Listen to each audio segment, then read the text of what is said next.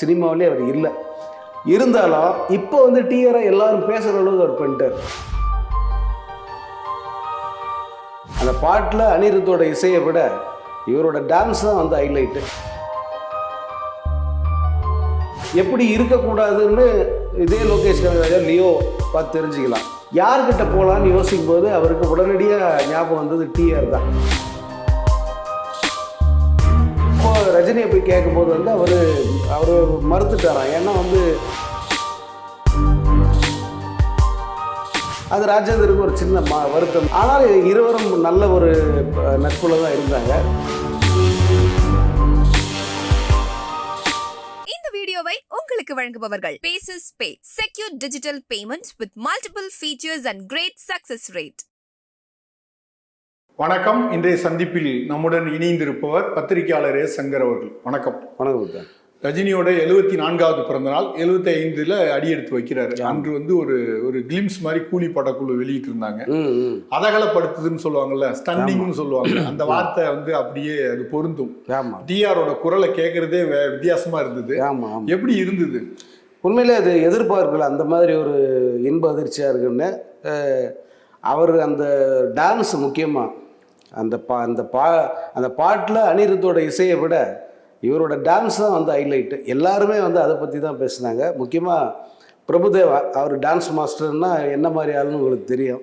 இந்தியாவின் Michael Jackson. அவர் வந்து இந்த டான்ஸை பார்த்துட்டு சொல்லியிருந்தார், நீங்கள் தான் தலைவர் பெஸ்ட்டு டான்ஸர் அப்படின்னு வந்து சொல்லியிருந்தார். அந்த அளவுக்கு வந்து பர்ஃபெக்டாக ரொம்ப நல்லா பண்ணியிருந்தார்.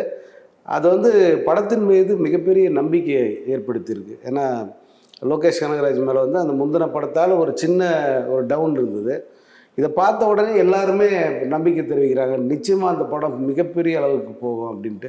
கமர்ஷியலாகவும் சரி, குவாலிட்டிலும் சரி, இந்த படம் வேற ஒரு ரேஞ்சில் இருக்கும் அப்படின்ற ஒரு நம்பிக்கை எல்லாருக்கும் வந்திருக்கு. நீங்கள் ஏற்கனவே ஒரு முறை சொன்னீங்க, லோகேஷ் கனகராஜ் இந்த கூலி படத்துக்கு மிகப்பெரிய ஒரு பிஸ்னஸ் வந்து ஸ்டார்ட் ஆகிட்டு அப்படின்னு. ஆமாம் ஆமாம். அதோடைய முதல் அடியே நல்லா இருக்குல்ல? ஆமாம். அந்த எல்லாரும் கேட்கும் போதே நமக்கு தோணுது. ஆமாம் ஆமாம், நிச்சயமாக. இது எல்லாருமே வந்து இந்த படத்தை பார்த்தாகணும், இந்த படம் நம்ம ஏரியாவில் ரிலீஸ் பண்ணோம், அந்த மாதிரி ஒரு மனநிலைக்கு எல்லாருமே வந்துட்டாங்க. எனக்கு தெரிஞ்சு இந்த படம் பெரிய அளவுக்கு வந்து ரிலீஸ் ஆகும், மிகப்பெரிய ஒரு பிஸ்னஸ் பார்க்கும். ஏன்னா சன் பிக்சர்ஸு எல்லாத்துலேயுமே ப்ரொஃபஷனலாக இருக்கிற ஒரு நிறுவனம். அதனால் இது சரியாக பண்ணுவாங்க அப்படின்னு நம்பிக்கை இருக்குது. டி ராஜேந்தரோட குரல் வந்து ஒரு வித்தியாசமான குரல். அவர் எழுதிய பாடல்களை வந்து நம்ம பேசிகிட்டே இருக்கலாம். அவர் வந்து முதல் முறையாக ரஜினிக்கு வந்து குரல் கொடுத்துருக்காருல்ல? ஆமாம் ஆமாம். ரஜினியும் அவரும் ஏற்கனவே ஒரு உயிருள்ள உஷான ஒரு படம் பண்ணார். அந்த படத்தில் வந்து ஒரு கேரக்டர் வரும், செயின் ஜெய்பால் அப்படின்னு ஒரு கேரக்டரு. அந்த கேரக்டர் ரஜினியை மனசில் வச்சு தான் எழுதினாராம் அவர். அப்போ வந்து ரஜினி ரொம்ப பரபரப்பில் இருக்கார். ஒரு படம் ஒரு வருஷத்துக்கு 7-8 படங்கள் பண்ணிகிட்டு இருக்காரு. எல்லாமே பெரிய ஹிட் படங்கள் அந்த டைம். ஸோ அப்போது ரஜினியை போய் கேட்கும்போது வந்து அவர் மறுத்துட்டாராம். ஏன்னா வந்து அவர் ஃபுல்லாக ஹீரோவை பண்ணிகிட்டு இருக்கிற நேரத்தில் ஒரு கெஸ்ட் ரோல் மாதிரி தான் அது. டிஆர் பண்ண ரோல் வில்லன் மாதிரி இருக்கும், காப்பாற்றுற மாதிரி இருக்கும். ஆமாம், வில்லன் இல்லை, காப்பாற்று. ஆமாம், ஒரு காட்ஃபாதர் மாதிரி வச்சுக்கோங்களேன். ஆனால் ரொம்ப கம்மியாக தான் இருக்கும் அந்த கேரக்டரோட ஸ்கோப்பு. அதனால் வந்து அப்போ அவர் வேணான்னு சொல்லிட்டாரான், நடிக்க மாட்டேன்னு சொல்லிட்டாரான். அது ராஜேந்தருக்கு ஒரு சின்ன வருத்தம் இருந்தது, பல இடங்களில் சொல்லியிருக்காரு. ஆனால் ரஜினியே பார்த்து வந்து அதை நம்ம நடிச்சிருக்கணும் அப்படின்னு நினைக்கிறோம் அப்படின்ற அளவுக்கு அப்புறமா இந்த கேரக்டர் பெருசு பண்ணிட்டார். அந்த கேரக்டர் அவரே பண்ணார்ல, அவர் பண்ணும்போது வந்து இன்னும் கொஞ்சம் பெருசாகிடுச்சு. அது அவர் ஒரு ஹீரோ மாதிரி ஆகிட்டார். அதில் ஒரு காட்சி வரும், புல்லட்ல வந்து ஒரு இதை இடிச்சுக்கிட்டு உள்ள. ஆமாம் ஆமாம். அதெல்லாம் ரஜினியை மனசில் வச்சு எழுதுனது. ரஜினி படங்கள் அப்போ அப்படி தான் இருக்கும். அவர் பைக் எடுத்துகிட்டு போயிட்டு செவரை இடிச்சுட்டு போகிற மாதிரிலாம் இருக்கும். அது ஒரு வருத்தம் இருந்தது. ஆனால் பின்னாடி வந்து ரஜினி நடித்த இங்கிலீஷ் படம், முதல் இங்கிலீஷ் படம் பிளட் ஸ்டோன், அந்த படத்தை வந்து அவர் டிஸ்ட்ரிபியூட் பண்ணார். அவரோட சிம்பு சினியார்ட்ஸ் மூலமாக டிஸ்ட்ரிபியூட் பண்ணார். ஆனால் இருவரும் நல்ல ஒரு நட்பில் தான் இருந்தாங்க. இப்போ வந்து அந்த நீண்ட நாள் 2 பேரும் சேரணும் அப்படின்னு நினச்சிட்டு இருந்தது இப்போ இப்படி வந்து சேர்ந்துருக்கு. ஒரு வகையில் டிஆரை வந்து அவர் ரஜினி ஆனர் பண்ணியிருக்காருன்னு தான் சொல்லணும். ஏன்னா இப்போ டிஆர் வந்து லைம் லைட்டில் இல்லை, அவர் படம் பண்ணுறதில்ல, சினிமாவிலே அவர் இல்லை. இருந்தாலும் இப்போ வந்து டிஆரை எல்லாரும் பேசுகிற அளவுக்கு அவர் பண்ணிட்டார். அது ஒரு பெரிய விஷயம். ஏன்னா டிஆர் மாதிரி ஆட்களுக்கு வந்து உற்சாகம் தான் முக்கியமான டானிக். பணம் மற்றது அப்புறம். அவர் எல்லாம் என்ன எதிர்பார்ப்பாருன்னா, என்னை பாராட்டுங்கடா, என்னை கொண்டாடுங்க, நான் இவ்வளோ திறமைசாலியாக இருக்கேன், இவ்வளோ பண்ணியிருக்கேன், என்னை ஏன் யாரும் கண்டுக்க மாட்டேன்றீங்க, இப்படி வெளிப்படையாக கேட்கக்கூடிய ஒரு டிஆர். அப்படி அவர் எதிர்பார்த்த எல்லாமே வந்து அந்த ஒரு வாய்ஸ்னால் கிடச்சிருக்கு. அந்த உற்சாகத்துக்கு நம்ம ஒரு இதா சொல்லலாம் ஒரு சம்பவத்தை. என்னன்னா யேசுதாஸ் ஒரு இசை நிகழ்ச்சியில வந்து அந்த உயிருள்ள ஒரு யுசாதான் நினைக்கிறேன், அந்த பாடலை வந்து சொல்லும் போது அவர் எப்படி ஆடிக்கிட்டே அந்த பாட்டை வந்து சொல்லுவாரு அப்படின்னு அதை வந்து சொல்லி காட்டினாரு. வைகை கரை காத்தேனில்னு ஒரு பாட்டை எப்படி சொல்லி கொடுத்தாரு அப்படின்னு யேசுதாஸ் சொல்லுவார். இப்படியெல்லாம் கூட சொல்லித்தர முடியுமான்னு எனக்கு வியப்பா இருந்தது அப்படின்னு யேசுதாஸ் சொல்லுவார். அதை விட வியப்பு வந்து என்னன்னா ஏஆர் ரஹ்மான் சொன்னது தான்.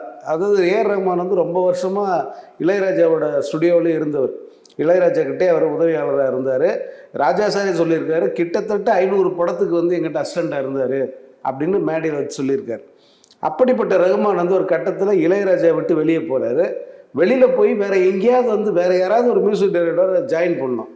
யார்கிட்ட போகலான்னு யோசிக்கும் போது அவருக்கு உடனடியாக ஞாபகம் வந்தது டிஆர் தான். இவர்கிட்ட போகலான்னு சொல்லிட்டு டிஆர் கிட்ட போய் உதவியாளராக சேர்ற ரஹ்மான். எதுக்காக அப்படி சேர்ந்தாருன்னா அப்போ காரணம் சொன்னார். ஏன்னா எல்லாருமே இளையராஜாவை தான் காப்பிடுகிறாங்க. இளையராஜா பாதிப்பு இல்லாத இசையமைப்பாளர்கள் இல்லை, புதுசாக வர்றவங்களும் சரி ஏற்கனவே இருக்கிறவங்களும் சரி அவர் பாணியில் தான் மியூசிக் போடுறாங்க. இந்த பாணி இல்லாத ஒரு புது மியூசிக் வேணும் அப்படின்னு யோசிச்சாராம் ரஹ்மான். அப்போ டிஆர் கிட்ட போயிட்டார். அவர் டிஆரோட பாட்டு போடுற விதம், அவர் வந்து கம்போஸ் பண்ணுறது, இதெல்லாம் பார்த்து வந்து அவர் உண்மையிலே வந்து பிரமிச்சு போயிருக்கார். ஏன்னா மற்ற எல்லாரும் இன்ஸ்ட்ருமெண்ட்டை வாசிப்பாங்க. இப்போ ராஜா சார் வந்து மனசுக்குள்ளேயே இன்ஸ்ட்ருமெண்ட் வாசித்து அவர் எழுதிடுறார். மற்ற இசையமைப்பாளர்கள் வந்து வாசித்து பார்ப்பாங்க, இது இப்படி வருது, இது இப்படி பண்ணு, அப்படி பண்ணுன்னு சொல்லி தான் வந்து அந்த இசையை உருவாக்குறாங்க. ஆனால் டிஆர் மட்டும் ராஜா சார் எப்படி எழுதுறாரு அதுபோல் இவர் மனசுக்குள்ள மியூசிக் வருது இல்லை, அதை வாயாலே சொல்லுவாராம். மியூசிக் எப்படி வாயால் சொல்ல முடியும்? அது ஒரு பெரிய விஷயம் இல்லை. அவர் மேடையிலே அதை காட்டுறாரு. அதுதான் அது. அந்த மியூசிக்கை வாயால் இவர் சொல்றாரு. அதுதான் வந்து கூலி படத்துக்கு பின்னணியா வந்திருக்கு. அதுக்காக சொல்றாரு. முழு பாட்டுக்கும் ஆர்கெஸ்ட்ரேஷன் உள்பட எல்லாத்தையும் வந்து வாயிலேயே சொல்லி டிக்டேட் பண்ணக்கூடியவர் யாருன்னா டிஆர் தான்.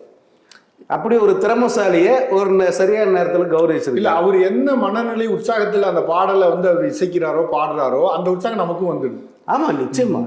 அதாவது நீங்கள் வந்து டிஆரோட மியூசிக்கு பாட்டு இதை மட்டும் பேசணும்னா நம்ம 10 வீடியோ பேசலாம். அவ்வளோ விஷயங்கள் இருக்குது. அந்த அளவுக்கு பிரமிக்க வச்சுருக்காரு.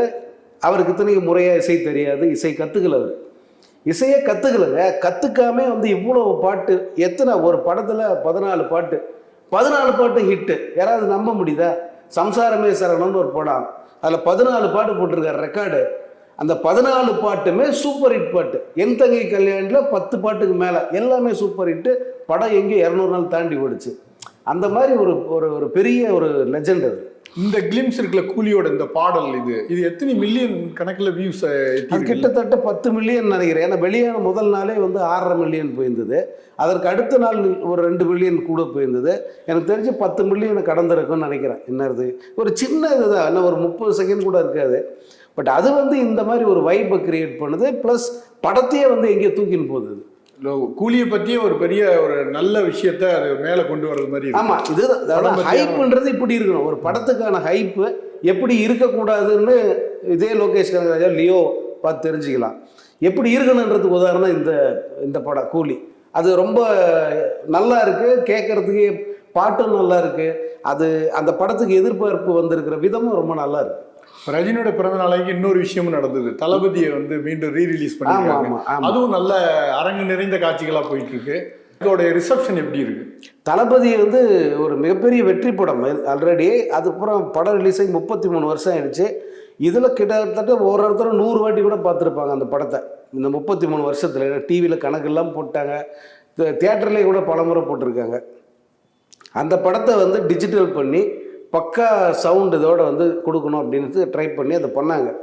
கேரளாவில் ஒரு 70 தேட்டரு, அதே போல் பெங்களூரு, ட்ரிவாண்ட்ரம், அந்த மாதிரி இது நிறைய சவுத் இண்டியன் ஸ்டேட்ஸு, இது எல்லாத்துலேயுமே படம் ரிலீஸ் ஆச்சு. கிட்டத்தட்ட ஒரு 180-200 தேட்டர்கிட்ட ரிலீஸ் ஆகிருக்கோம். ரிலீஸ் ஆன எல்லா இடத்துலையுமே வந்து யுனானிமஸ் ரெஸ்பான்ஸு. 11வது நைட்டே படத்தை போட்டாங்க.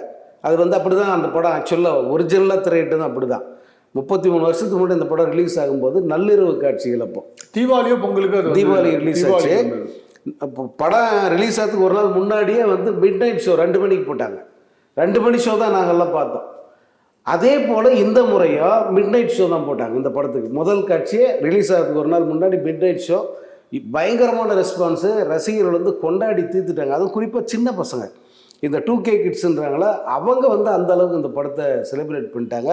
ஒரு தேட்டரில், அதாவது பெங்களூரில் நான் சொல்கிறது, ஒரு தேட்டரில் பாட்டு, இந்த காட்டுக்குயில் மனசுக்குள்ளே பாட்டு வருது. வந்த உடனே மொத்த பேர் எந்திரிச்சு நின்று ஆடுறாங்க, கூடவே பாடுறாங்க.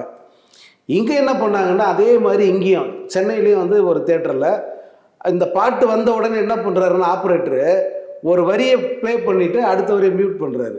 இப்போ காட்டுக்குயிலுன்னா காட்டுக்குயில் வருது, மனசுக்குள்ள மியூட் பண்ணிடுறாரு. தியேட்டரில் ஆடியன்ஸ் பாடுறாங்க. ஒரு திரையரங்கமே வந்து கச்சேரி மாதிரி இருந்தது அப்படின்ட்டு பார்த்தவங்கலாம் சொன்னாங்க.